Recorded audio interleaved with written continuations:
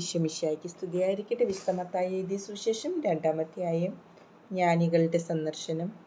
ഹെറോദേസ് രാജാവിൻ്റെ കാലത്ത് യൂദയായിലെ ബേത്ലഹേമിൽ യേശു ജനിച്ചപ്പോൾ പൗരസ്ത്യദേശത്തു നിന്ന് ജ്ഞാനികൾ ജെറുസലേമിലെത്തി.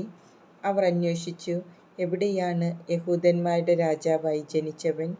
ഞങ്ങൾ കിഴക്ക് അവൻ്റെ നക്ഷത്രം കണ്ട് അവനെ ആരാധിക്കാൻ വന്നിരിക്കുകയാണ്.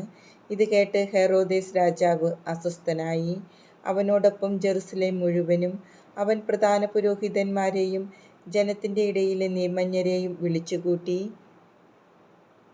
ക്രിസ്തു എവിടെയാണ് ജനിക്കുന്നതെന്ന് ചോദിച്ചു. അവർ പറഞ്ഞു, യൂദയായിലെ ബേത്ലഹേമിൽ. പ്രവാചകൻ എഴുതിയിരിക്കുന്നു, യൂദയായിലെ ബേത്ലഹേമീ, നീ യൂദയായിലെ പ്രമുഖ നഗരങ്ങളിൽ ഒട്ടും താഴെയല്ല. എൻ്റെ ജനമായി ഇസ്രായേലിനെ നയിക്കാനുള്ളവൻ നിന്നിൽ നിന്നാണ് ഉദ്ഭവിക്കുക.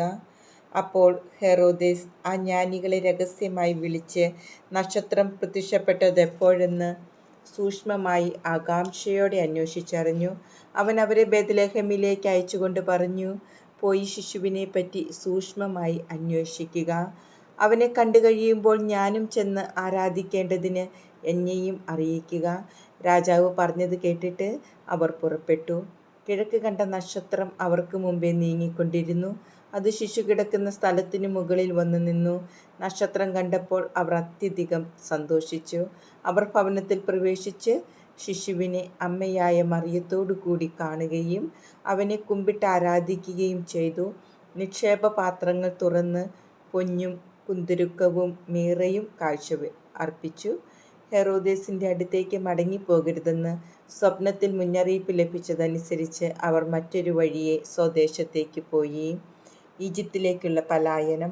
അവർ പോയി കഴിഞ്ഞപ്പോൾ കർത്താവിൻ്റെ ദൂതൻ സ്വപ്നത്തിൽ പ്രത്യക്ഷപ്പെട്ട് ജോസഫിനോട് പറഞ്ഞു, എഴുന്നേറ്റ് ശിശുവിനെയും അമ്മയെയും കൂട്ടി ഈജിപ്തിലേക്ക് പലായനം ചെയ്യുക. ഞാൻ പറയുന്നത് വരെ അവിടെ താമസിക്കുക. ഹെറോദേസ് ശിശുവിനെ വധിക്കാൻ വേണ്ടി ഉടനെ അന്വേഷണം തുടങ്ങും. അവർ ഉണർന്ന് ശിശുവിനെയും അമ്മയെയും കൂട്ടി ആ രാത്രി തന്നെ ഈജിപ്തിലേക്ക് പോയി. ഹെറോദേസിൻ്റെ മരണം വരെ അവിടെ വസിച്ചു. ഈജിപ്തിൽ നിന്ന് ഞാൻ എൻ്റെ പുത്രനെ വിളിച്ചു എന്ന് പ്രവാചകനിലൂടെ കർത്താവ് അരുളിച്ചെയ്തത് പൂർത്തിയാകാനാണ് ഇത് സംഭവിച്ചത്. ജ്ഞാനികൾ തന്നെ കബളിപ്പിച്ചെന്ന് മനസ്സിലാക്കിയ ഹെറോദേസ് രോഷാകുലനായി. അവരിൽ നിന്ന് മനസ്സിലാക്കിയ സമയമനുസരിച്ച് അവൻ ബേത്ലഹേമിലെയും സമീപ പ്രദേശങ്ങളിലെയും 2ഉം അതിൽ താഴെയും വയസ്സുള്ള എല്ലാ ആൺകുട്ടികളെയും ആളയച്ചു വധിച്ചു. ഇങ്ങനെ ജെറമിയ പ്രവാചകൻ വഴി അരുളിച്ചെയ്യപ്പെട്ടത് പൂർത്തിയായി. റാമായിൽ ഒരു സ്വരം, വലിയ കരച്ചിലും മുറവിളിയും. റാഹേൽ സന്താനങ്ങളെക്കുറിച്ച് കരയുന്നു. അവളെ സ്വാന്തനപ്പെടുത്തുക അസാധ്യം, എന്തെന്നാൽ അവൾക്ക് സന്താനങ്ങൾ നഷ്ടപ്പെട്ടിരിക്കുന്നു. തിരിച്ചുവരവ്. ഹെറോദേസിൻ്റെ മരണത്തിന് ശേഷം ഈജിപ്തിൽ വച്ച് കർത്താവിൻ്റെ ദൂതൻ ജോസഫിന് സ്വപ്നത്തിൽ പ്രത്യക്ഷപ്പെട്ട് പറഞ്ഞു, എഴുന്നേറ്റ് ശിശുവിനെയും അമ്മയെയും കൂട്ടി ഇസ്രായേൽ ദേശത്തേക്ക് മടങ്ങുക.